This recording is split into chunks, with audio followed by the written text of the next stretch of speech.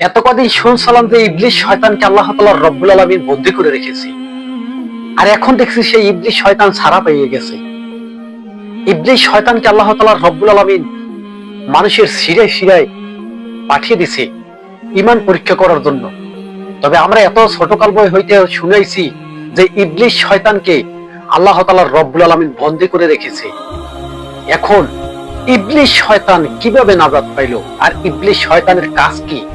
ইবলিস শয়তানকে তো বন্দী করে রাখছিল, কিন্তু ভাগ্যের কি পরিণাম, ইবলিস শয়তান ছাড়া পেয়ে গেছে।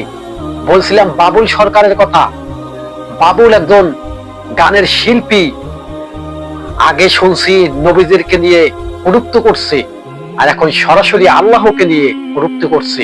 এই বাউল সরকার কোথায় আছে খুঁজুন, তারে পাথর মেরে তারে হত্যা করা উচিত। এই বাউল সরকার কি বলছে? আল্লাহ নাকি বলে, সে নাকি বলে ভুল, আল্লাহ নাকি বলে ভণ্ড। আসলে আল্লাহ কি ভণ্ড হইতে পারে? আরে তোমার বাপ মায়ের কাছে তুমি জিজ্ঞেস দেখিও যে আল্লাহ কি জিনিস, আল্লাহ কাকে বলে। আর আল্লাহর ভিতরে কোনো ভুল নাই। আর এই বাউল সরকার কি করে আল্লাহর নামে বদনাম করছে, নবীদের নামে বদনাম করছে। আরে ওই আমলের ইতিহাস ঘাটলে আমরা দেখি, নবীদের সেই আমলে আল্লাহর কাছে যারাই মুনাফিকি বেঈমানি করছে তারা কিন্তু কোনোদিন পার পায় নাই। আর এখনো এই দুনিয়ার জমিনে যারা আল্লাহর কাছে জুলুম করবে, আল্লাহর সাথে শিরক করবে, তাদেরকে জমিনের মাটির নিচে দাবিয়ে দিতে হবে। কার ঘোষণা? কার ঘোষণা?